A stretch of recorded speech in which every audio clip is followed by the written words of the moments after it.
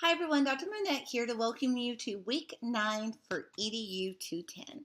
So for this week, we will be focusing on using the new Google Sites, and we will be creating teacher websites, and we will also be continuing our Google Teacher Level 1 certification training. So for this week, if you scroll down, you will see what is due for this week. So just like all weeks, at the beginning, you always have your peer discussion board responses.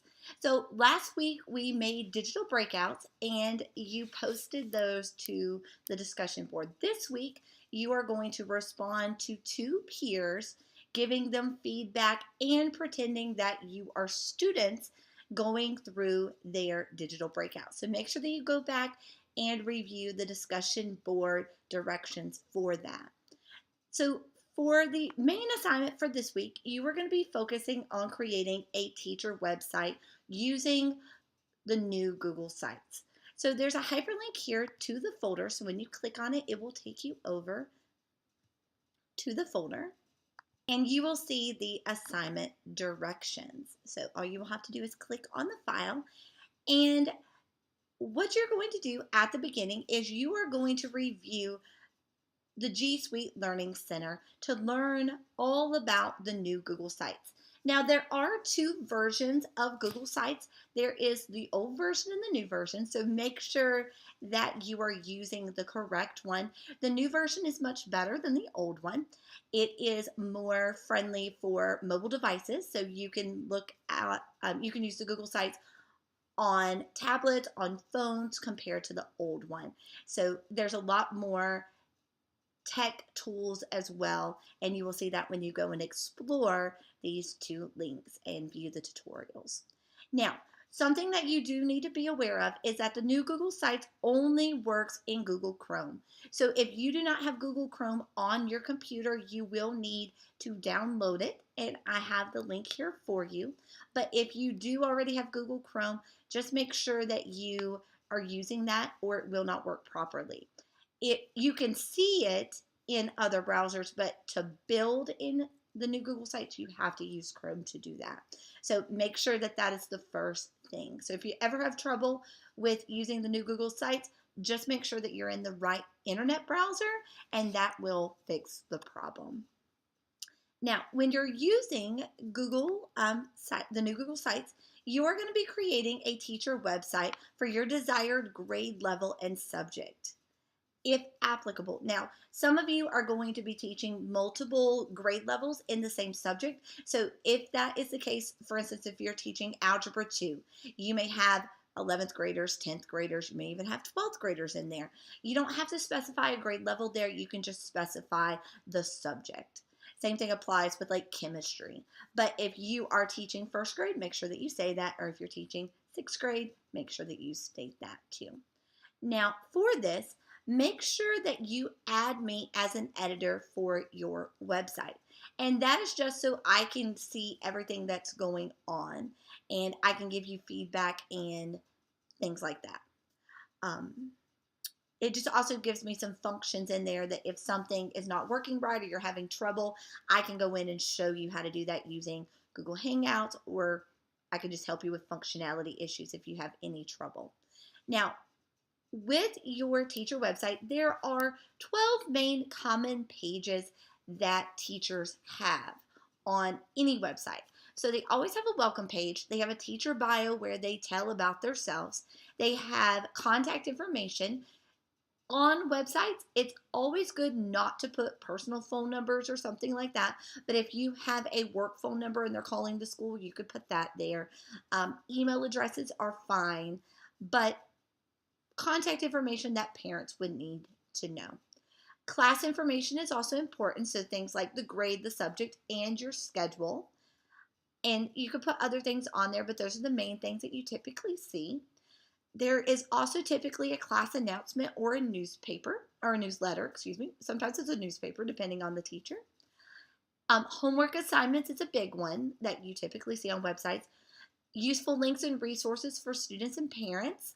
The class calendar, and sometimes the class calendar and the homework assignments will be used together depending on if the teacher uses Google Calendar, they can actually put the assignments on that calendar, and then it could be used together at the same time, which is very nice.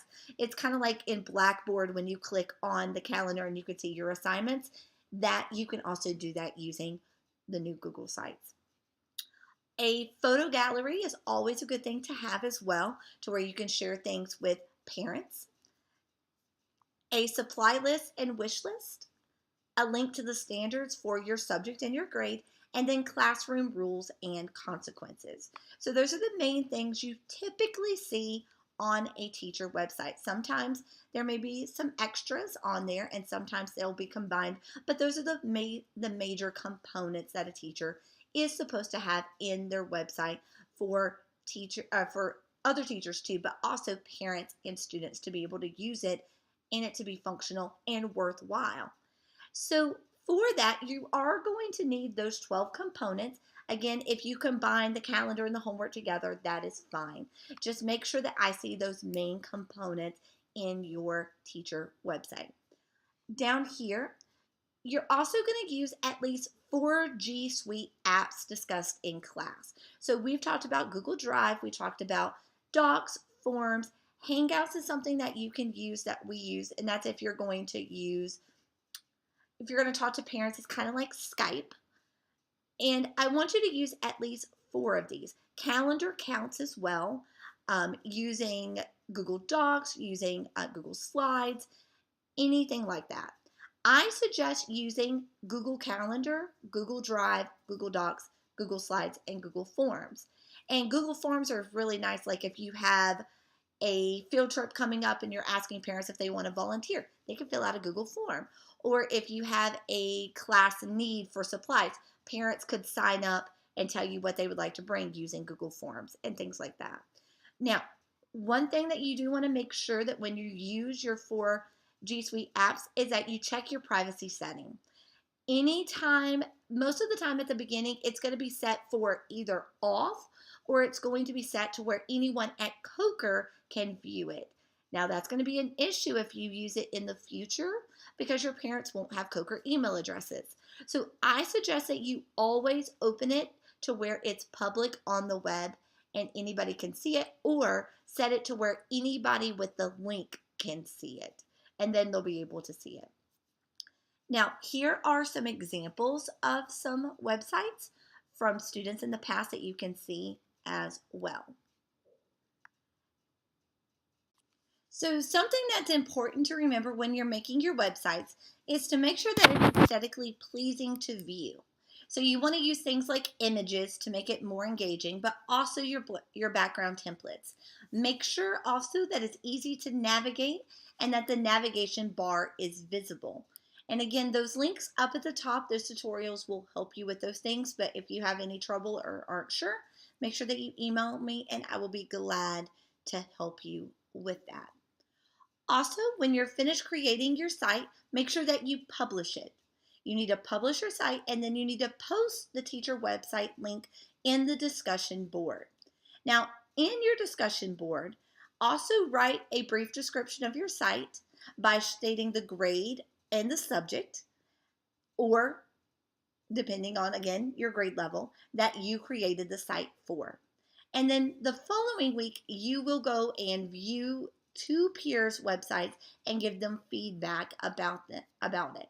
So you're going to give them a list of strengths and also places for improvement.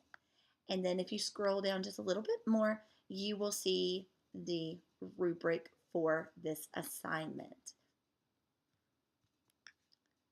So going back over to the weekly directions and guidelines, the other things that you're going to do for this week is you're going to be working on your Unit 8 Google Teacher Certification Training. And it's going to take you about an hour. It's 59 minutes. And you are going to, again, make sure that when you take your screenshot after you're finished with your unit, that I can see your percentage, that I can also see your questions and your answers, and that you put that screenshot in the Google folder for the Blackboard folder for Unit 8. And again, click on the link and it will remind you of all those directions again. And then as for your textbook, you're going to be reading Chapter 6, which is about summarizing and note taking, which are very important skills to know, regardless of if you are in the elementary classroom or the K-12. And it may even give you some ideas for what you can use for yourself in your classes as well. So make sure that you go and answer the questions, the reflection questions for that chapter. And then the following week, you will respond to your peers. If you have any questions, please let me know and give me plenty of time to respond to you, and I will be happy to help you. Looking forward to seeing your website.